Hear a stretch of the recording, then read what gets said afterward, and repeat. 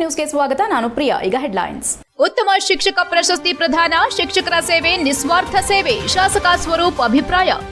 Ballot ಚುನಾವಣೆ ಕಾಂಗ್ರೆಸ್ ಉದ್ದೇಶ, ಅನುಭವದ ಆಧಾರದ ಮೇಲೆ ತೀರ್ಮಾನ, ಮುಖ್ಯಮಂತ್ರಿ ಸಿದ್ದರಾಮಯ್ಯ ಹೇಳಿಕೆ.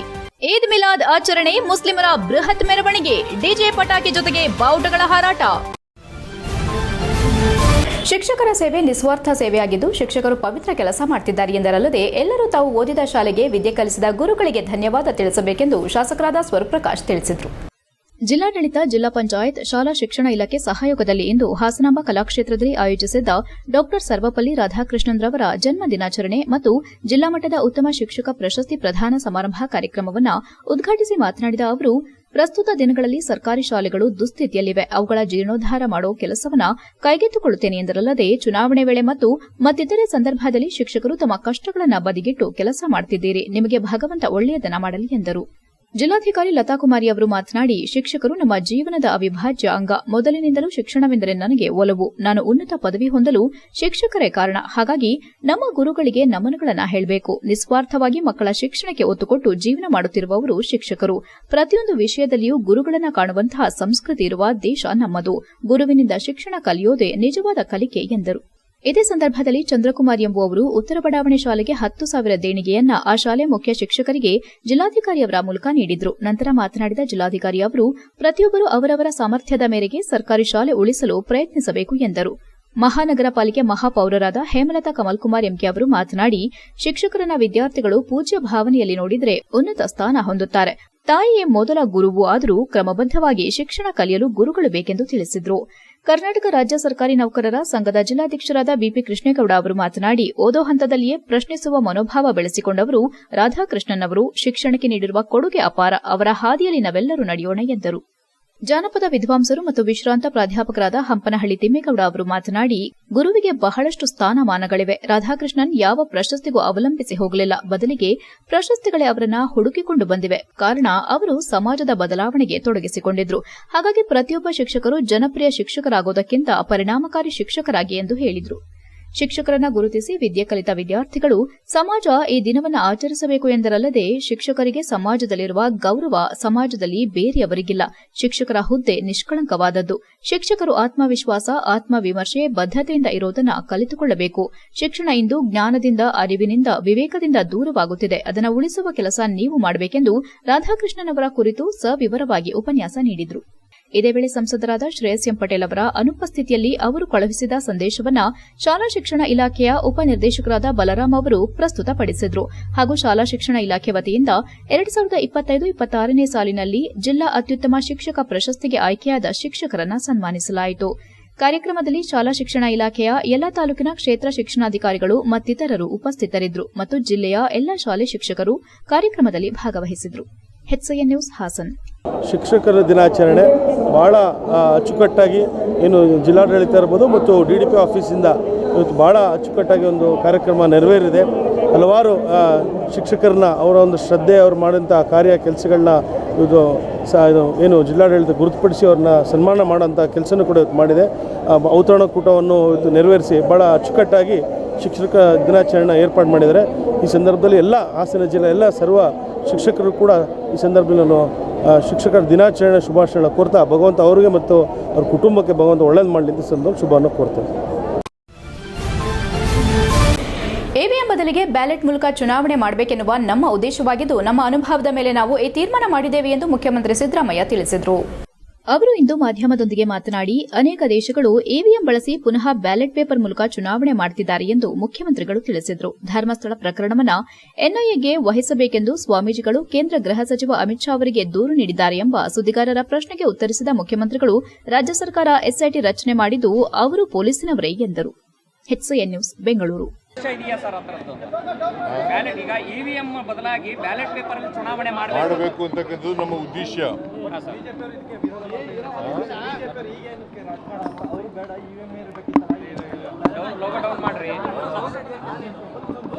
ನಮ್ಮ ಅನುಭವದ ಮೇಲೆ ನಾವು ಒಂದು ತೀರ್ಮಾನ ಮಾಡಿದ್ದೀವಿ, ಬ್ಯಾಲೆಟ್ ಪೇಪರ್ ಇರಬೇಕು. ಅನೇಕ ದೇಶಗಳು EVM ಬಂದು ಮತ್ತೆ ಬ್ಯಾಲೆಟ್ ಪೇಪರ್ ಬಂದಿರತಕ್ಕಂಥ ನಿದರ್ಶನಗಳಿದ್ದಾವೆ. ಸರ್, ಸೋನಿಯಾ ಗಾಂಧಿ ಅವರಿಗೆ ಪತ್ರ ಬರೆದಿದ್ದಾರೆ ಸರ್, ಧರ್ಮಸ್ಥಳ ಪ್ರಕರಣದ ವಿಚಾರ. ಮಹಿಳಾ ಕೇಬಲ್ ಇದೆ ಸರ್. ಮಹಿಳಾ ಸ್ವಾಮೀಜಿಗಳೆಲ್ಲವೂ ಸರ್ ಎನ್ನೇ ತನಿಖೆ ಮಾಡಿ ಅಂತ ಧರ್ಮಸ್ಥಳ ಪ್ರಕರಣ ಎನ್ನೇ ತನಿಖೆ ಮಾಡಬೇಕು ಅಂತ ಅಮಿತ್ ಶಾಗ್ ಹೋಗಿ ದೂರು ಕೊಟ್ಟಿದ್ದಾರೆ ಸ್ವಾಮೀಜಿಗಳೆಲ್ಲರೂ. SIT ಮಾಡಿದ್ದೀವಿ, ಅವರು ಪೊಲೀಸ್ನವರೇ ಅಲ್ವಾ? NIನಲ್ಲಿ ಇರೋರು ಯಾರು? ಅವರು ಪೊಲೀಸ್. ಸರ್, ಸೋನಿಯಾ ಗಾಂಧಿ ಅವರು ಪತ್ರ ಬರೆದಿದ್ದಾರೆ ಸರ್.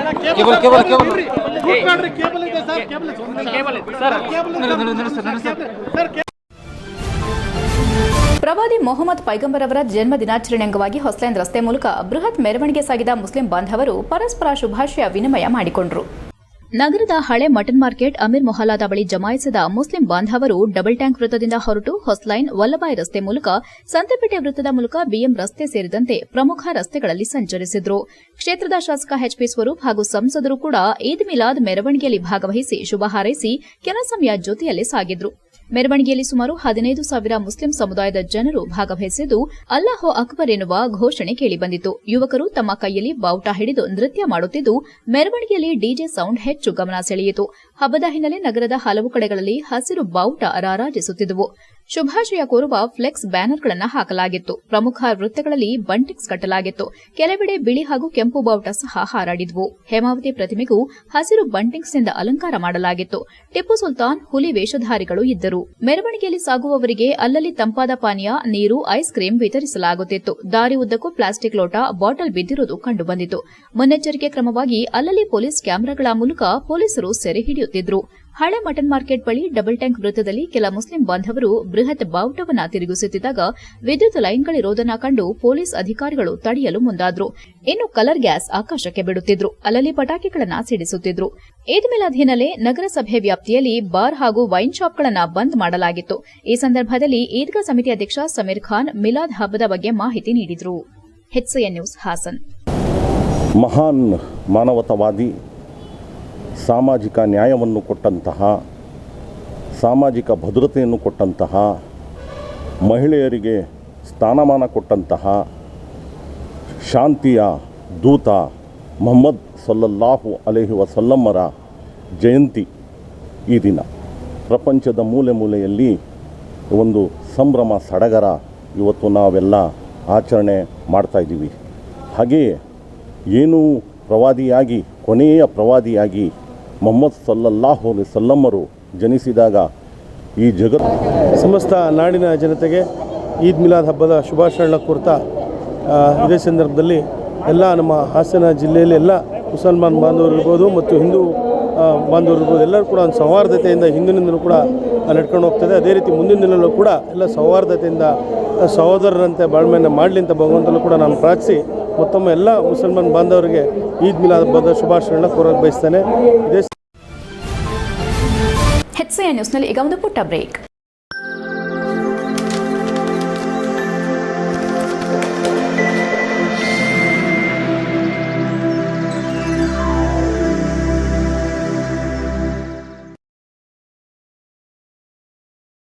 ಬ್ರೇಕ್ನ ನಂತರ HCN ನ್ಯೂಸ್ಗೆ ಸ್ವಾಗತ. ವಿದ್ಯಾರ್ಥಿಗಳ ಜೀವನದಲ್ಲಿ ಶಿಕ್ಷಕರ ಪಾತ್ರ ಬಹುಮುಖ್ಯವಾಗಿದೆ. ಶಿಷ್ಯನ ಸಾಧನೆಯಲ್ಲಿ ಸಂತಸ ಕಾಣುವ ಗುರುಗಳ ಸೇವೆ ಸ್ಮರಣೀಯವಾದದ್ದೆಂದು ಕ್ಷೇತ್ರ ಶಿಕ್ಷಣಾಧಿಕಾರಿ ಬಿಎಲ್ ರಾಜೇಗೌಡ ತಿಳಿಸಿದರು. ಪಟ್ಟಣದ ವಿದ್ಯಾವಿಕಾಸ್ ಪದವಿ ಪೂರ್ವ ಕಾಲೇಜು ಆವರಣದಲ್ಲಿ ದೇಶಭಕ್ತರ ಬಳಗದ ವತಿಯಿಂದ ಏರ್ಪಡಿಸಿದ್ದ ಶಿಕ್ಷಕರ ದಿನಾಚರಣೆ ಪ್ರಯುಕ್ತ ಶಿಕ್ಷಕ ಈರೇಶ್ ಜಿಜೆರವರಿಗೆ ಸನ್ಮಾನಿಸಿ ಮಾತನಾಡಿದರು. ವಿದ್ಯಾರ್ಥಿಗಳಿಗೆ ಜ್ಞಾನ ನೀಡಿ ಉತ್ತಮ ನಾಗರಿಕರನ್ನಾಗಿಸಿ ಸದೃಢ ಸಮಾಜ ನಿರ್ಮಾಣ ಮಾಡೋ ಮಹತ್ತರವಾದ ಜವಾಬ್ದಾರಿ ಶಿಕ್ಷಕರ ಮೇಲಿದ್ದು, ಶಿಕ್ಷಕರು ಮಕ್ಕಳಲ್ಲಿರುವ ತಪ್ಪುಗಳನ್ನು ತಿದ್ದಿ ಅವರಿಗೆ ಒಳ್ಳೆಯ ಸಂಸ್ಕಾರ ಕಲ್ಪಿಸಬೇಕು. ನಮ್ಮ ಸಮಾಜವು ನಮಗೆ ಜನ್ಮ ಕೊಟ್ಟ ತಂದೆ ತಾಯಿ ನಂತರ ಮಹತ್ತರವಾದ ಸ್ಥಾನವನ್ನ ಶಿಕ್ಷಕರಿಗೆ ನೀಡಿ ಗೌರವಿಸಿದೆ. ಶಿಲ್ಪಿಯು ಒಂದು ಕಲ್ಲನ್ನ ಹೇಗೆ ಸುಂದರವಾಗಿ ಕೆತ್ತನೆ ಮಾಡಿ ಒಂದು ಶಿಲೆಯಾಗಿ ತತ್ವ ರೂಪಿಸುತ್ತಾನೆಯೋ ಅದೇ ರೀತಿ ಶಿಕ್ಷಕರು ವಿದ್ಯಾರ್ಥಿಗಳನ್ನ ತಿದ್ದಿ ಶಿಕ್ಷಣವನ್ನ ನೀಡಿ ಒಬ್ಬ ಉತ್ತಮ ವ್ಯಕ್ತಿಯಾಗಿ ನಿರ್ಮಾಣ ಮಾಡುವಲ್ಲಿ ಪ್ರಮುಖ ಪಾತ್ರ ವಹಿಸುತ್ತಾರೆ. ದೇಶಕ್ಕೆ ಉತ್ತಮ ನಾಗರಿಕರನ್ನ ರೂಪಿಸಿಕೊಡುವಲ್ಲಿ ಗುರುವಿನ ಪಾತ್ರ ಅನನ್ಯವಾಗಿದೆ ಎಂದ ಅವರು, ಇಂದು ವಿಶೇಷವಾಗಿ ಮಲ್ಲಿಕಾರ್ಜುನಪುರ ಸರ್ಕಾರಿ ಶಾಲೆಯಲ್ಲಿ ಕಾರ್ಯನಿರ್ವಹಿಸುತ್ತಿರುವ ಶಿಕ್ಷಕರಾದ ಈರೇಶ್ ರವರ ಸೇವೆ ನಿಜಕ್ಕೂ ಅನನ್ಯವಾಗಿದೆ. ಅದರಲ್ಲೂ ವಿಶೇಷವಾಗಿ ನಾವುಗಳು ನಮ್ಮ ಮನೆಯ ಶೌಚಾಲಯಗಳನ್ನು ಸ್ವಚ್ಛಗೊಳಿಸಲು ಹಿಂದೇಟು ಹಾಕೋ ನಾವುಗಳು ಈರೇಶ್ ಅವರು ಸ್ವತಃ ಅವರೇ ನಿಂತು ಪ್ರತಿದಿನ ಶೌಚಾಲಯ ಸ್ವಚ್ಛಗೊಳಿಸುವ ಮೂಲಕ ಇತರೆ ಶಿಕ್ಷಕರಿಗೆ ಮಾದರಿಯಾಗಿದ್ದಾರೆ ಎಂದರು. ನಂತರ ಸನ್ಮಾನ ಸ್ವೀಕರಿಸಿ ಮಾತನಾಡಿದ ಶಿಕ್ಷಕ ಈರೇಶ್ ಜಿಜೆ, ತಾಯಿಯಿಂದ ಉಸಿರು ಬರುತ್ತದೆ, ತಂದೆಯಿಂದ ಹೆಸರು ಬರುತ್ತದೆ, ಆದರೆ ಗುರುವಿನಿಂದ ಉಸಿರಿರುವವರೆಗೂ ಹೆಸರು ಬರೋ ವಿದ್ಯೆ ಬರುತ್ತದೆ. ಜೀವಗಳಿಗೆ ಜೀವನ ನೀಡುವ ಏಕೈಕ ವೃತ್ತಿ ಅದು ಶಿಕ್ಷಕ ವೃತ್ತಿ. ಅದರಷ್ಟು ಪವಿತ್ರವಾದ ವೃತ್ತಿ ಇನ್ನೊಂದಿಲ್ಲ. ಶಿಕ್ಷಕರು ತಮ್ಮಲ್ಲಿರುವ ಪ್ರತಿಭೆಗಳನ್ನು ವಿದ್ಯಾರ್ಥಿಗಳಿಗೆ ದಾಟಿಸುವ ಸಂಸ್ಕೃತಿಯ ಪರಿವರ್ತನೆಯ ನೇತಾರರಾಗಬೇಕು. ಅಜ್ಞಾನದ ಅಂಧಕಾರ ತೊಲಗಿಸಿ ಜ್ಞಾನದ ಬೆಳಕನ್ನು ನೀಡುವಲ್ಲಿ ಗುರುತರ ಜವಾಬ್ದಾರಿ ಇರುವ ಶಿಕ್ಷಕ ವೃತ್ತಿ ಅತ್ಯಂತ ಪವಿತ್ರವಾದದ್ದು. ಅಂತಹ ವೃತ್ತಿಯಲ್ಲಿ ತೊಡಗಿಸಿಕೊಂಡಿರುವವರು ನಿಷ್ಠೆ ಪ್ರಾಮಾಣಿಕತೆಯನ್ನ ಹೊಂದಿರೋದರ ಜೊತೆಗೆ ದೂರದೃಷ್ಟಿ, ನಿರಂತರ ಅಧ್ಯಯನವನ್ನ ಹೊಂದಿಕೊಂಡು ಮಕ್ಕಳನ್ನ ಪ್ರಜ್ಞಾವಂತರಾಗಿ ಮಾಡಿ ಸಮಾಜಕ್ಕೆ ಉತ್ತಮ ಕೊಡುಗೆ ನೀಡಬೇಕು ಎಂದರು. ದೇಶಭಕ್ತ ಬಳಗದ ಅಧ್ಯಕ್ಷ ಡಾ ಸಂತೋಷ್ ಮಾತನಾಡಿ, ವಿದ್ಯಾರ್ಥಿಗಳನ್ನು ಅಜ್ಞಾನದಿಂದ ವಿಜ್ಞಾನದೆಡೆಗೆ ಸಾಗಿಸುವವರು ಶಿಕ್ಷಕರು. ವಿದ್ಯಾರ್ಥಿಗಳ ಮೊದಲ ಕರ್ತವ್ಯವೆಂದರೆ ಶಿಕ್ಷಕರ ಬಗ್ಗೆ ಗೌರವ ಬೆಳೆಸಿಕೊಳ್ಳಬೇಕು. ಪ್ರತಿಯೊಬ್ಬ ಶಿಕ್ಷಕರನ್ನ ಯಾವುದೇ ಭೇದಭಾವವಿಲ್ಲದೆ ಸಮಾನ ರೀತಿ ಗೌರವಿಸುವುದು ಕೂಡ ವಿದ್ಯಾರ್ಥಿಗಳ ಕರ್ತವ್ಯ. ಅಪಾರ ಅನುಭವದಿಂದ ಕೂಡಿದ ಅವರ ಬೋಧನೆಯಿಂದ ನಮ್ಮ ಜ್ಞಾನದ ಮಟ್ಟ ಹೆಚ್ಚಿಸಿಕೊಳ್ಳುವುದು ನಮ್ಮ ಜವಾಬ್ದಾರಿ ಎಂದು ಪ್ರತಿಯೊಬ್ಬ ವಿದ್ಯಾರ್ಥಿ ನೆನಪಿನಲ್ಲಿಡಬೇಕು ಎಂದರು. ಶಿಕ್ಷಕರು ತಮ್ಮ ವಿದ್ಯಾರ್ಥಿಗಳ ಏಳಿಗೆಯನ್ನೇ ಬಯಸುತ್ತಾರೆ. ವಿವಿಧ ಜಾತಿ ಧರ್ಮಗಳ ವಿದ್ಯಾರ್ಥಿಗಳು ವಿದ್ಯಾಭ್ಯಾಸ ನಡೆಸುತ್ತಿದ್ದರೂ ಪ್ರತಿಯೊಬ್ಬರನ್ನ ಒಂದೇ ದೃಷ್ಟಿಕೋನದಿಂದ ತನ್ನಲ್ಲಿರುವ ಅಪಾರ ಜ್ಞಾನವನ್ನ ವಿದ್ಯಾರ್ಥಿಗಳಿಗೆ ಧಾರೆ ಎರೆಯುತ್ತಾರೆ. ಅದೇ ರೀತಿ ವಿದ್ಯಾರ್ಥಿಗಳು ಜೀವನದಲ್ಲಿ ಉತ್ತಮ ಗುರಿ ತಲುಪಿದಾಗ ಪೋಷಕರಿಗಿಂತ ಹೆಚ್ಚು ಸಂಭ್ರಮ ಪಡುವವರು ಶಿಕ್ಷಕರಾಗಿದ್ದಾರೆ. ಹಿಂದಿನ ಕಾಲದಲ್ಲಿ ಗುರುವಿಗೆ ನೀಡುತ್ತಿದ್ದ ಗೌರವ ಇಂದು ಕಣ್ಮರೆಯಾಗುತ್ತಿದೆ.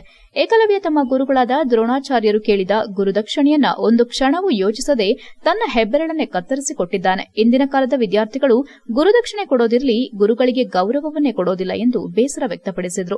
ಇಂದು ವಿಶೇಷವಾಗಿ ನಮ್ಮ ದೇಶಭಕ್ತ ಬಳಗದ ವತಿಯಿಂದ ಶಿಕ್ಷಕ ಈರೇಶ್ ರವರನ್ನ ಸನ್ಮಾನಿಸಿ ಗೌರವಿಸುತ್ತಿರುವುದು ಖುಷಿ ತಂದಿದೆ ಎಂದರು. ಕಾರ್ಯಕ್ರಮದಲ್ಲಿ ಕರ್ನಾಟಕ ರಕ್ಷಣಾ ವೇದಿಕೆ ಅಧ್ಯಕ್ಷ ಚಂದ್ರಶೇಖರ್, ಶಿಕ್ಷಕರ ಸಂಘದ ಅಧ್ಯಕ್ಷ ಪಾಲಾಕ್ಷ, ಆಂದಲೆ ಕೃಷ್ಣಮೂರ್ತಿ ಮಾತನಾಡಿದರು. ಈ ಸಂದರ್ಭದಲ್ಲಿ ದೇಶಭಕ್ತ ಬಳಗದ ಕಾರ್ಯದರ್ಶಿ ಮಹೇಶ್, ಕೇಶವ ಕಿರಣ್, ಮಹದೇವಪ್ಪ, ಶಿಕ್ಷಕರಾದ ಚಂದ್ರಶೇಖರ್, ಪತ್ರಕರ್ತ ದಿನೇಶ್ ಬೆಳ್ಳಾವರ ಸೇರಿದಂತೆ ಮತ್ತಿತರರು ಹಾಜರಿದ್ದರು. HCN news, Belur. ಒಂದು ಸಾಧನೆ ಮಾಡಿದಾಗ ನಮಗಾಗುವಂಥ ಸಂತೋಷ, ಆ ಕಾರಣಕ್ಕಾಗಿ ಅವರನ್ನು ಸನ್ಮಾನಿಸುವಂಥದ್ದು, ವರ್ಷ ಏನಾದರೂ ಸಾಧನೆ ಮಾಡೋದನ್ನು ಸನ್ಮಾನಿಸ್ತಾ ಇದ್ದರೆ ಮುಂದಿನ ಜನರಿಗೆ ಸಾಧನೆ ಮಾಡುವಂಥ ನಾವು ಅವಕಾಶವನ್ನೇ ಕೊಡೋಕ್ಕಾಗಲ್ವೇನೋ ಅಂತ ಅನಿಸ್ತದೆ. ಆ ದೃಷ್ಟಿಯಲ್ಲಿ ಇವತ್ತು ದೇಶದ ಭಕ್ತ ಬಳಗದಲ್ಲಿ ಕಾರ್ಯಕ್ರಮ ಇಟ್ಕೊಂಡಿದ್ದಾರೆ. ನಮ್ಮ ಡಾಕ್ಟರ್ ಸಂತೋಷ್ ಬಾಬು ಅವರಿಗೆ ನಿಜವೂ ಖುಷಿ ಆಗುತ್ತೆ ಸರ್. ನಿಮಗೆ ಅಭಿನಂದನೆ ಸೃಷ್ಟಿ ನಾವು ಮಾಡಬೇಕಂತ ಕೆಲಸ ನೀವು ಮಾಡ್ತಾ ಇರಲ್ಲ ಅಂತ ಖುಷಿ ಅನಿಸ್ತದೆ. ಅನಿಸಿತ್ತು. ಇವತ್ತು ಬಹಳಷ್ಟು ಅಭಿಮಾನಿಗಳು ಇನ್ನೂ ಕಾಲ್ ಮಾಡಿದ್ರು 5 ಗಂಟೆ ಮೇಲೆ ಇಟ್ಕೊಳ್ಳಿ ಅಂತ. 5 ಗಂಟೆ ಮೇಲೆ ಮಕ್ಕಳಿಗೆ ಮನೆಗೆ ಹೋಗಿ ತೊಂದರೆ ಆಗುತ್ತೆ ಸರ್, ಹಾಗಾಗಿ ನಾನು ಈ ಕಾರ್ಯಕ್ರಮವನ್ನು ಮಧ್ಯಾಹ್ನ 2:30ಗೆ ಇಟ್ಕೊಂಡಿದ್ದೇನೆ, ದಯವಿಟ್ಟು ಕ್ಷಮಿಸಿ ಅಂತ ಹೇಳಿದೆ. ಅದಕ್ಕೆ ಇನ್ನು ಮುಂದೆ ಆ ಥರ ದೊಡ್ಡ ಕಾರ್ಯಕ್ರಮವನ್ನು ಮಾಡೋಣ ಅಂತ ಬಹಳಷ್ಟು ಫೋನ್ ಕಾಲ್ಗಳು ಬಂದಿದ್ದಾರೆ ಸರ್ ನಿಮ್ಮ ಕಡೆಯಿಂದ, ನಿಮ್ಮ ಅಭಿಮಾನಿಗಳು. ಈಗ ಚಂದ್ರಶೇಖರ್ ಎಲ್ಲ ಅಷ್ಟು ಈಸಿಯಾಗಿ ಬರೋರಲ್ಲ, ಅವರು ಇಲ್ಲಿ ತನಕ ಪದ ಬೆಳೆಸಿದ್ದಾರೆ ಅಂದ್ರೆ ಈ ಕಾರ್ಯಕ್ರಮದ ಒಂದು ಈ ದಿನ ನನ್ನ ಜನ್ಮ ಸಾರ್ಥಕ ಆಯಿತು ಅಂತ ನಾನು ಅನ್ಕೊಂಡಿದ್ದೆ. ಕಾರಣ ಇಷ್ಟೇ, ಇವತ್ತು ಈ ಸಮಾಜದಲ್ಲಿ DC ಎಷ್ಟು ಪ್ರಾಮುಖ್ಯತೆ ಇದೆಯೋ ಅವರನ್ನು ಸೃಷ್ಟಿ ಮಾಡತಕ್ಕಂಥ ಒಬ್ಬ ಪ್ರಾಥಮಿಕ ಶಾಲಾ ಶಿಕ್ಷಕ ಅವರಿಗೂ ಅಷ್ಟೇ ಈ ಸಮಾಜದಲ್ಲಿ ಗೌರವ ಇದೆ. ಇವತ್ತು ಮಕ್ಕಳೇ, ನೀವೆಲ್ಲರ ಹಲವಾರು ನಿಮ್ಮ ಜೀವನದ ಉದ್ದೇಶಗಳಿದೆ. ನೀವು DC ಆಗ್ಬೋದು, SP ಆಗ್ಬೋದು. ಸಹಕಾರ ಸಂಘಗಳ ಸ್ಥಾಪನೆಯಿಂದ ಮಹಿಳೆಯರಿಗೆ ಸ್ವಯಂ ಉದ್ಯೋಗದ ಜೊತೆಗೆ ಆರ್ಥಿಕ ಬಲವರ್ಧನೆಯೂ ಸಾಧ್ಯ ಎಂದು ಶಾಸಕ ಸ್ವರೂಪ್ ಹೇಳಿದರು. ಹಾಸನ ತಾಲೂಕಿನ ನಂಜೇದೇವ್ರ ಕಾವಲು ಗ್ರಾಮದಲ್ಲಿ ಇಂದು ಸಮುದಾಯ ಭವನ ಮತ್ತು ಹಾಲು ಉತ್ಪಾದಕರ ಸಹಕಾರ ಸಂಘ ಉದ್ಘಾಟಿಸಿ ಬಳಿಕ ಮಾತನಾಡಿದ ಅವರು, ಹಾಲು ಉತ್ಪಾದನೆಯಲ್ಲಿ ಹಾಸನ ಹಾಲು ಒಕ್ಕೂಟ ರಾಜ್ಯದಲ್ಲಿ 2ನೇ ಸ್ಥಾನ ಗಳಿಸಿದೆ. ಇದಕ್ಕೆ ಹಲವರ ಕೊಡುಗೆ ಇದೆ ಎಂದರು. ಮಾಜಿ ಪ್ರಧಾನಿ HD ದೇವೇಗೌಡರು, ಮಾಜಿ ಸಚಿವ HD ರೇವಣ್ಣ ಅವರ ಪರಿಕಲ್ಪನೆಗೆ ಅನುಗುಣವಾಗಿ ಹಾಸನದಲ್ಲಿ ಕ್ಷೀರ ಉತ್ಪನ್ನ ಹೆಚ್ಚಾಗುತ್ತಿದೆ. ಇದರಿಂದ ಸಾವಿರಾರು ಮಹಿಳೆಯರು ತಮ್ಮ ಬದುಕನ್ನು ಕಟ್ಟಿಕೊಂಡಿದ್ದಾರೆ. ಅಲ್ಲದೆ ಹಲವು ಬಡ ಕುಟುಂಬಗಳು ಹೈನುಗಾರಿಕೆ ಹಾಗೂ ಹಾಲು ಉತ್ಪಾದನೆಯಿಂದ ಲಾಭಾಂಶ ಕಂಡುಕೊಂಡಿದೆ. ಇದಕ್ಕೆ ಇನ್ನಷ್ಟು ಉತ್ತೇಜನ ನೀಡುವ ನಿಟ್ಟಿನಲ್ಲಿ ಪ್ರತಿ ಹಳ್ಳಿಗಳಲ್ಲಿ ಹಾಲು ಉತ್ಪಾದಕರ ಸಹಕಾರ ಸಂಘಗಳ ಸ್ಥಾಪನೆಗೆ ಮುಂದಾಗಿದ್ದೇವೆ ಎಂದರು. ಗ್ರಾಮದಲ್ಲಿ ಸ್ಥಾಪನೆಯಾಗಿರುವ ವಿವಿಧೋದ್ದೇಶ ಸಹಕಾರ ಸಂಘದಿಂದ ಸುತ್ತಮುತ್ತಲ ಗ್ರಾಮದ ಜನರಿಗೆ ಹಲವು ಅನುಕೂಲಗಳಿವೆ.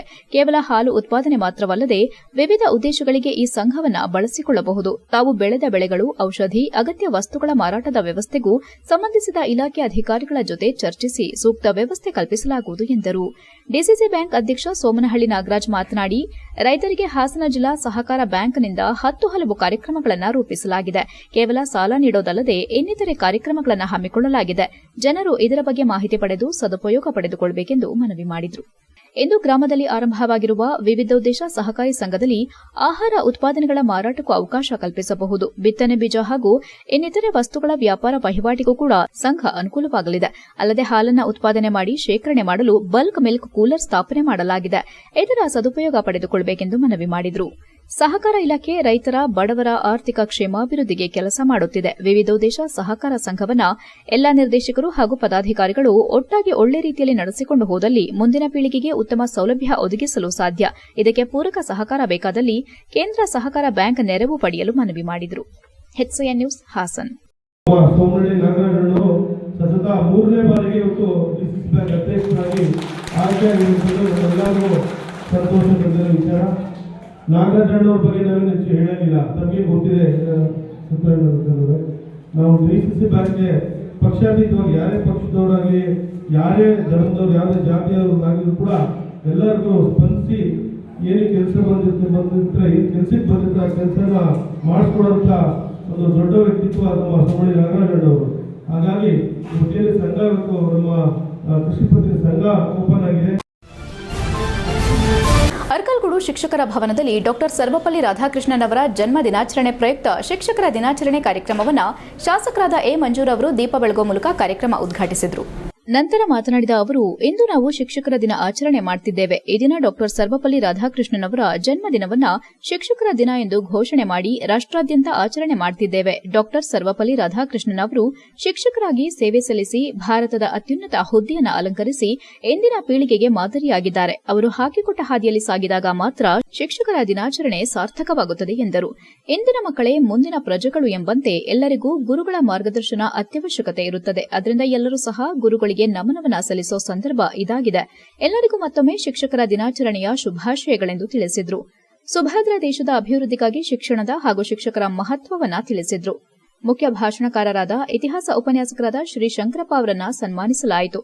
ಜಿಲ್ಲಾ ಉತ್ತಮ ಶಿಕ್ಷಕ ಪ್ರಶಸ್ತಿ ಪಡೆದ ಶಿಕ್ಷಕರನ್ನ ಸನ್ಮಾನಿಸಲಾಯಿತು ಹಾಗೂ ನಿವೃತ್ತಿ ಹೊಂದಿದ ಎಲ್ಲಾ ಶಿಕ್ಷಕರನ್ನ ಸನ್ಮಾನಿಸಲಾಯಿತು. ಕಾರ್ಯಕ್ರಮದಲ್ಲಿ ಅರ್ಕಲ್ಗೂಡು ವಿಧಾನಸಭಾ ಕ್ಷೇತ್ರ ವ್ಯಾಪ್ತಿಯ ಎಲ್ಲಾ ಶಿಕ್ಷಕರು, ತಾಲೂಕು ಮಟ್ಟದ ಎಲ್ಲಾ ಅಧಿಕಾರಿಗಳು, ಎಲ್ಲಾ ನೌಕರರ ಸಂಘಟನೆಗಳ ಅಧ್ಯಕ್ಷರು, ಉಪಾಧ್ಯಕ್ಷರು, ಸದಸ್ಯರು ಮತ್ತು ಎಲ್ಲಾ ಮುಖಂಡರು ಉಪಸ್ಥಿತರಿದ್ದರು. ಕಾರ್ಯಕ್ರಮದಲ್ಲಿ ಕ್ಷೇತ್ರ ಶಿಕ್ಷಣಾಧಿಕಾರಿಗಳಾದ ನಾರಾಯಣ್, ಪಟ್ಟಣ ಪಂಚಾಯಿತಿ ಮುಖ್ಯಾಧಿಕಾರಿ ನಾಗೇಂದ್ರ ಕುಮಾರ್, ತಾಲೂಕು ದಂಡಾಧಿಕಾರಿಗಳಾದ ಸೌಮ್ಯ, ಉಪ ತಹಸೀಲ್ದಾರ್ ಸ್ವಾಮಿ, ಪಟ್ಟಣ ಪಂಚಾಯಿತಿ ಅಧ್ಯಕ್ಷರಾದ ಪ್ರದೀಪ್ ಕುಮಾರ್, ತಾಲೂಕು ನೌಕರರ ಸಂಘದ ಅಧ್ಯಕ್ಷರಾದ ಆಂಬ್ಯುಲೆನ್ಸ್ ಪುಟ್ಟರಾಜು, ಶಿಕ್ಷಕರಾದ ಕುಮಾರ್, ಪ್ರಕಾಶ್, ದೇವರಾಜ್ ಮುಂತಾದವರು ಹಾಜರಿದ್ದರು. HCN news, Arkalgud. ಹಳ್ಳಿಯಿಂದ ಓದಂತ ಮಕ್ಕಳಿದಾರಲ್ಲ, IQ ಎಲ್ಲದಕ್ಕಿಂತಲೂ ಚೆನ್ನಾಗಿರ್ತದೆ. ನಾವು ಹೇಳ್ಕೊಡ್ತಕ್ಕಂಥ ಜವಾಬ್ದಾರಿ ನಮ್ದು ಆಗ್ಬೇಕು. ಆ ಬದಲಾವಣೆನ ನಾವು ನೋಡಬೇಕು. ನಮ್ಮ ತಾಲೂಕಿನವರು KS, IAS ಅಧಿಕಾರಿಗಳಾಗಿ ಹೊರಹೊಂದಾಗ ಮಾತ್ರ ನನಗೂ ಖುಷಿ ಆಗ್ತದೆ ಅಂತಕ್ಕಂಥದ್ದನ್ನ ನಾನು ಈ ಸಂದರ್ಭದಲ್ಲಿ ಹೇಳಕ್ಕೆ ಇಚ್ಛೆ ಪಡ್ತೀನಿ. ನಾವು ಇವತ್ತು ದಯವಿಟ್ಟು ಅದರಲ್ಲಿ ಗಮನಿಸಿ, ಎಷ್ಟು ತಾಲೂಕುಗಳಲ್ಲಿ ಶಾಸಕರು ಒಂದು ಔತಣಕೂಟವನ್ನು ಏರ್ಪಡಿಸಿ ಕಿರುಕಾಣಿಕೆಯನ್ನು ಕೊಟ್ಟು ಗುರುಗಳನ್ನು ಸ್ಮರಿಸುವ, ಗೌರವಿಸುವ ಕಾರ್ಯಕ್ರಮ ನಡೆಯುತ್ತೆ ಅಂತ. ಸೊ ಅಂತ ಒಂದು ಕಾರ್ಯಕ್ರಮಕ್ಕೆ ನಾನು ಬರಬೇಕಾಗುವಂಥ ಒಂದು ಇದು ಸಿಕ್ತಲ್ಲ, ಅದಕ್ಕೆ ನಾನು ಕೃತಜ್ಞನಾಗಿದ್ದೇನೆ ಅಣ್ಣವರಿಗೆ. ನಾನು ಇದೇ ತಾಲೂಕಲ್ಲಿ 5 ವರ್ಷ ಸೇವೆಯನ್ನು ಸಲ್ಲಿಸಿದ್ದೇನೆ. ಹಾಗಾಗಿ HCN ನ್ಯೂಸ್ನಲ್ಲಿ ಈಗ ಒಂದು ಪುಟ್ಟ ಬ್ರೇಕ್.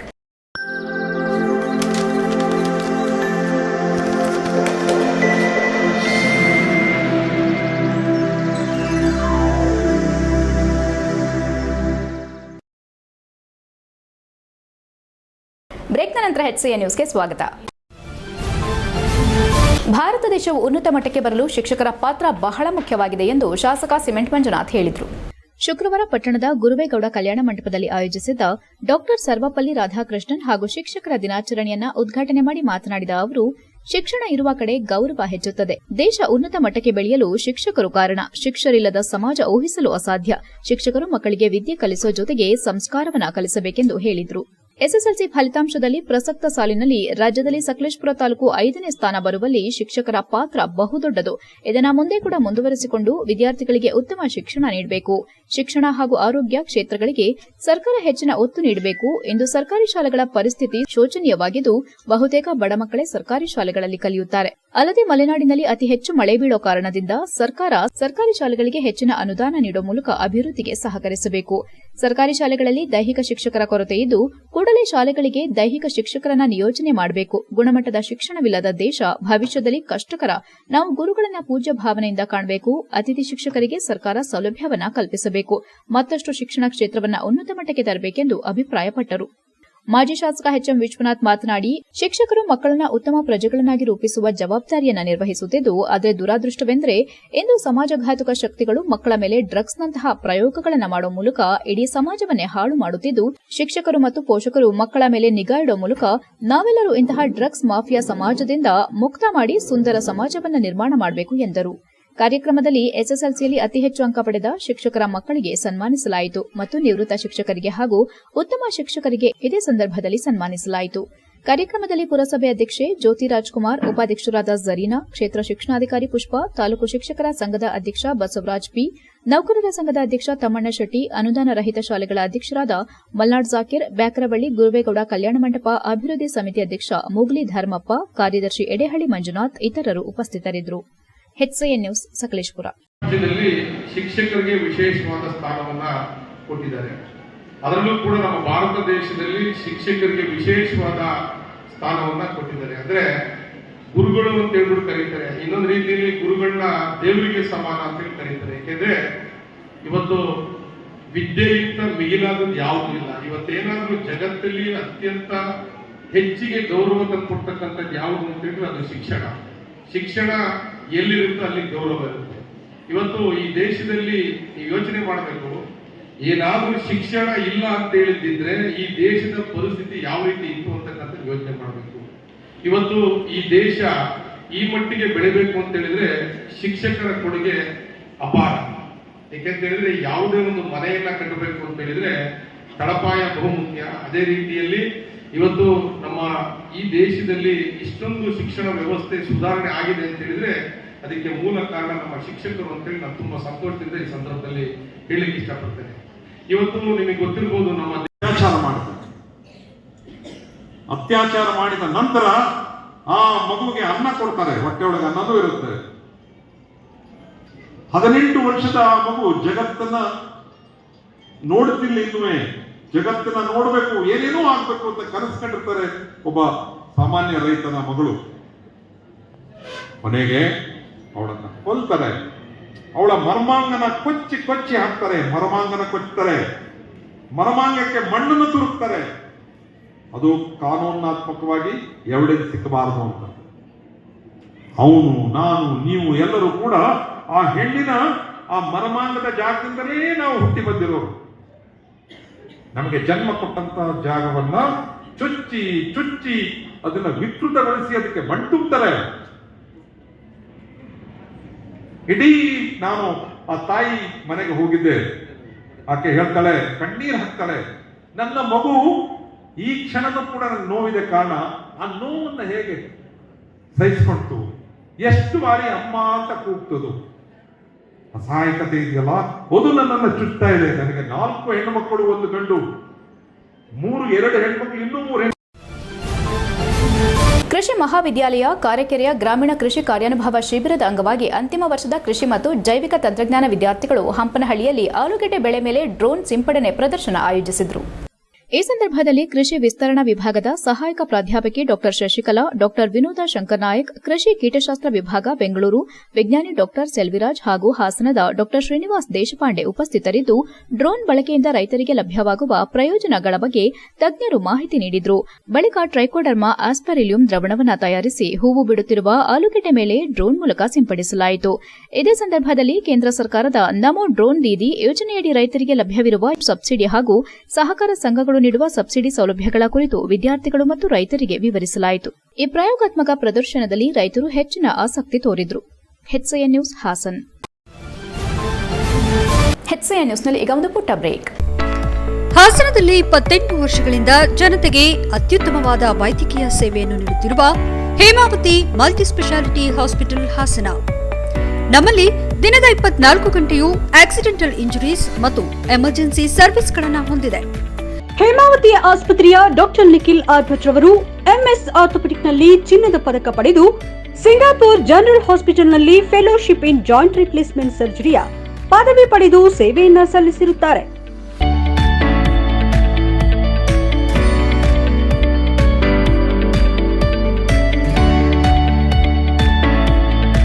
ನಮ್ಮಲ್ಲಿ ಆಂಬ್ಯುಲೆನ್ಸ್ ಸೇವೆಯೂ ಲಭ್ಯ. ಇನ್ನೇಕೆ ತಡ? ನೀವು ಯಾವುದೇ ಮೂಳೆ ಸಮಸ್ಯೆ ಹೊಂದಿದ್ದರೆ ಹಿಂದೆ ಭೇಟಿ ನೀಡಿ. ಹೇಮಾವತಿ ಮಲ್ಟಿಸ್ಪೆಷಾಲಿಟಿ ಹಾಸ್ಪಿಟಲ್, ಉತ್ತರ ಬಡಾವಣೆ, ಹಾಸನ. ಬ್ರೇಕ್ನ ನಂತರ HCN ನ್ಯೂಸ್ಗೆ ಸ್ವಾಗತ. ಸಹಕಾರ ಕ್ಷೇತ್ರಗಳಿಗೆ ಕೊಂಡಿಯಂತೆ ಕೆಲಸ ಮಾಡುವ ನೌಕರರ ಕ್ಷೇಮಾಭಿವೃದ್ಧಿಗಾಗಿ ಈ ಬಾರಿ ವಿಶೇಷ ಸಭೆಯಲ್ಲಿ ಎಲ್ಲಾ ರೀತಿಯ ಸಹಕಾರ ನೀಡಲು ಚರ್ಚಿಸಲಾಗುವುದೆಂದು HDCC ಬ್ಯಾಂಕ್ ನಿರ್ದೇಶಕ ಎಂಎ ನಾಗರಾಜ್ ತಿಳಿಸಿದರು. ಪಟ್ಟಣದ ಆರ್ವಿ ಕನ್ವೆನ್ಷನ್ ಹಾಲ್ನಲ್ಲಿ ಪ್ರಾಥಮಿಕ ಕೃಷಿ ಪತ್ತಿನ ಸಹಕಾರ ಸಂಘಗಳ ನೌಕರರ ಕ್ಷೇಮಾಭಿವೃದ್ಧಿ ಸಂಘಗಳ ವತಿಯಿಂದ ಏರ್ಪಡಿಸಲಾಗಿದ್ದ ಅಭಿನಂದನಾ ಕಾರ್ಯಕ್ರಮದಲ್ಲಿ ಅಭಿನಂದನೆ ಸ್ವೀಕರಿಸಿ ಮಾತನಾಡಿದ ಅವರು, ಸಹಕಾರ ಕ್ಷೇತ್ರದಲ್ಲಿ ಹಾಸನ ಜಿಲ್ಲೆಯಲ್ಲಿ ಮೊದಲ ಸ್ಥಾನದಲ್ಲಿ ಬೇಲೂರಿದ್ದು ಅದಕ್ಕೆ ಶ್ರಮವಹಿಸಿ ಕೆಲಸ ಮಾಡುತ್ತಿರುವ ನೀವೇ ಸಹಕಾರ ರತ್ನಗಳು. ನಿಮ್ಮ ಕ್ಷೇಮಾಭಿವೃದ್ಧಿಗೆ ನಮ್ಮ ಸಹಕಾರ ಸಂಘದಿಂದ ಎಲ್ಲಾ ರೀತಿ ನೆರವು ನೀಡಲು ಬದ್ಧರಾಗಿದ್ದು ಮೊದಲು ನೀವು ಸಂಘಟಿತರಾಗಬೇಕೆಂದ ಅವರು, ವ್ಯಕ್ತಿಗತ ಹೋರಾಟಕ್ಕಿಂತ ಸಂಘಟಿತ ಹೋರಾಟ ಹೆಚ್ಚು ಶಕ್ತಿಶಾಲಿ. ನೀವು ಒಟ್ಟಾಗಿ ಒಂದೇ ಧ್ವನಿಯಲ್ಲಿ ಮಾತನಾಡಿದರೆ ಯಾವುದೇ ಸಮಸ್ಯೆ ಬಗೆಹರಿಯದೆ ಉಳಿಯೋದಿಲ್ಲ. ನೌಕರರ ಕ್ಷೇಮಾಭಿವೃದ್ಧಿಗಾಗಿ ಬೇಕಾದ ಎಲ್ಲಾ ಬೆಂಬಲ, ಮಾರ್ಗದರ್ಶನ ಮತ್ತು ನೆರವು ನೀಡೋದಕ್ಕೆ ನಾವು ಸಿದ್ದರಿದ್ದೇವೆ. ಸಹಕಾರ ಚಳವಳಿಯನ್ನ ಇನ್ನಷ್ಟು ಬಲಗೊಳಿಸುವ ಜವಾಬ್ದಾರಿ ನಮ್ಮೆಲ್ಲರ ಮೇಲಿದೆ. ಸಹಕಾರ ಕ್ಷೇತ್ರಕ್ಕೂ ರೈತರ ಒಡನಾಡಿಗಳಾಗಿರುವ ನೀವು, ಸಣ್ಣ ರೈತರು ನಿಮ್ಮ ಬಳಿ ಬಂದಂತಹ ಸಂದರ್ಭ ಅವರಿಗೆ ಯಾವುದೇ ರೀತಿ ಸಬೂಬು ಹೇಳದೆ ಎಲ್ಲಾ ರೀತಿ ನೆರವು ನೀಡುವಂತೆ ಸೂಚನೆ ನೀಡಿದ್ದಲ್ಲದೆ ಮುಂದಿನ ದಿನಗಳಲ್ಲಿ ಎಲ್ಲಾ ನೌಕರರ ವರ್ಗಕ್ಕೆ ಆರೋಗ್ಯ ವಿಮೆ ಹಾಗೂ ಕ್ಷೇಮಾಭಿವೃದ್ಧಿ ಸಂಘದ ನೂತನ ಭವನಕ್ಕೆ ಎಲ್ಲಾ ರೀತಿ ನೆರವು ನೀಡೋದಾಗಿ ಭರವಸೆ ನೀಡಿದರು. ನಂತರ ಮಾತನಾಡಿದ ಕ್ಷೇಮಾಭಿವೃದ್ಧಿ ಸಂಘದ ತಾಲೂಕು ಅಧ್ಯಕ್ಷ ಜಗದೀಶ್, ಈಗಾಗಲೇ ನಾವು ರಾಜ್ಯದಲ್ಲೇ ಪ್ರಥಮ ಬಾರಿಗೆ ಸಹಕಾರ ಸಂಘಗಳ ಕ್ಷೇಮಾಭಿವೃದ್ಧಿ ಸಂಘವನ್ನು ಸ್ಥಾಪಿಸಿದ್ದು ಅದರ ಎಲ್ಲಾ ಸಮಸ್ಯೆಗಳನ್ನು ಬಗೆಹರಿಸುವ ಕೆಲಸ ಮಾಡುತ್ತಿದ್ದು, ಇಂದಿನ ಕಾಲದಲ್ಲಿ ಸಹಕಾರಿ ನೌಕರರು ಅನೇಕ ಸವಾಲುಗಳನ್ನು ಎದುರಿಸುತ್ತಿದ್ದು ವೇತನ, ನಿವೃತ್ತಿ ಸೌಲಭ್ಯ, ಭದ್ರತೆ ಇತ್ಯಾದಿ ವಿಷಯಗಳನ್ನು ಬಗೆಹರಿಸಲು ಎಲ್ಲಾ ರೀತಿ ಸಹಕಾರ ನೀಡುವಂತೆ ಮನವಿ ಮಾಡಿದರು. ಸಹಕಾರ ಅಭಿವೃದ್ಧಿ ಅಧಿಕಾರಿ ಗುರುಮೂರ್ತಿ ಮಾತನಾಡಿ, ವ್ಯಕ್ತಿಗತ ಹೋರಾಟಕ್ಕಿಂತ ಸಂಘಟಿತ ಹೋರಾಟಕ್ಕೆ ಹೆಚ್ಚು ಬೆಲೆಯಿದ್ದು ನೌಕರರು ಒಟ್ಟಾಗಿ ಯಾವುದೇ ಸಮಸ್ಯೆ ಬಂದರೂ ಬಗೆಹರಿಸುವ ಕೆಲಸ ಮಾಡಬೇಕು. ನೌಕರರ ಕ್ಷೇಮಾಭಿವೃದ್ಧಿ ಸಂಘದಿಂದ ಪ್ರತಿ ತಿಂಗಳು ಸಭೆ ಕರೆದು ಅವರ ಸಮಸ್ಯೆಗಳನ್ನು ಬಗೆಹರಿಸುವ ಕೆಲಸ ಮಾಡಲಾಗುವುದು ಎಂದರು. ಈ ಸಂದರ್ಭದಲ್ಲಿ ನೌಕರರ ಸಂಘದ ಕಾರ್ಯದರ್ಶಿ ಸೋಮಶೇಖರ್, ಖಜಾಂಚಿ ಚರಣ್ ಮತ್ತಿತರರು ಉಪಸ್ಥಿತರಿದ್ದರು. HCN news, Belur.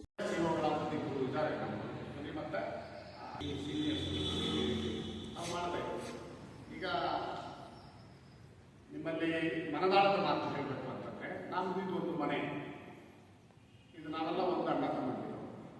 ನನ್ನನ್ನೇನಾದರೂ ಈಗಾಗಲೇ ಹೇಳಬೇಕು ಏನೋ ಒಂದು ಪದ ಬಳಸ್ತಾ ಇರ್ತೀವಿ. ತಾವು ಅದಕ್ಕೆ ಕಾರಣೀಭೂತರೆ ನೀವು ನಿಮ್ಮ ಬೋರ್ಡ್ ಮತ್ತು ಸಂಬಂಧಗಳನ್ನ ಬೆಸೆಗೆ ಕೊಡೋದ್ರ ಜೊತೆಗೆ ಈ ಒಂದು ಅರ್ಹ ವ್ಯಕ್ತಿಯನ್ನು ಗುರುತಿಸಿ ಒಂದು ಸನ್ಮಾನ ಮಾಡ್ತಿರ್ತಕ್ಕಂಥ ಸಭೆ ಅದಕ್ಕೊಂದು ಗರಿಮೆಯನ್ನು ತಂದುಬಿಟ್ಟಿದೆ. ಈಗ ನೆಲನೇ ಅಂತದೆ ಸಾಧನೆಗಳಿಗೆ ಒಂದು ಸಾಧನೆಯನ್ನು ತೋರಿಸ್ತಕ್ಕಂಥದ್ದು. ಯಾಕಂದರೆ ಇತಿಹಾಸದಲ್ಲಿ ಕೂಡ ಹಾಸನ ಮತ್ತು ಬೇಲೂರು ಅಂತಂದರೆ ಒಂದು ಇತಿಹಾಸ ಪ್ರಸಿದ್ಧವಾದಂಥ ಸ್ಥಳ. ಮತ್ತು ಆ ಇತಿಹಾಸದಲ್ಲಿ ಈಗ ಸಂಕ್ಷಿಪ್ತ ಸುದ್ದಿಗಳು. ಧಾರವಾಡ ಜಿಲ್ಲೆಯಲ್ಲಿನ ಕೃಷಿ ಬೆಳೆ ಪರಿಹಾರ ಕುರಿತಂತೆ ಕಾರ್ಮಿಕ ಹಾಗೂ ಧಾರವಾಡ ಜಿಲ್ಲಾ ಉಸ್ತುವಾರಿ ಸಚಿವರಾದ ಸಂತೋಷ್ ಲಾಡ್ ಅವರು ವಿಕಾಸಸೌಧದಲ್ಲಿ ಸಭೆ ಮತ್ತು ವಿಡಿಯೋ ಕಾನ್ಫರೆನ್ಸ್ ಮೂಲಕ ಸಂವಾದ ನಡೆಸಿದರು. ಸಭೆಯಲ್ಲಿ ಸಂಸದ ಶ್ರೀ ಇ ತುಕಾರಾಂ, ಶಾಸಕರಾದ ಶ್ರೀ ಎನ್ಎಚ್ ಕೋನರೆಡ್ಡಿ, ಧಾರವಾಡ ಜಿಲ್ಲಾಧಿಕಾರಿ ದಿವ್ಯಾ ಪ್ರಭು, ಜಿಆರ್ಜೆ, ಬಳ್ಳಾರಿ ಹಾಗೂ ಶಿವಮೊಗ್ಗ ಜಿಲ್ಲೆ ಅಧಿಕಾರಿಗಳು ಉಪಸ್ಥಿತರಿದ್ದರು. HCN news, Haasan.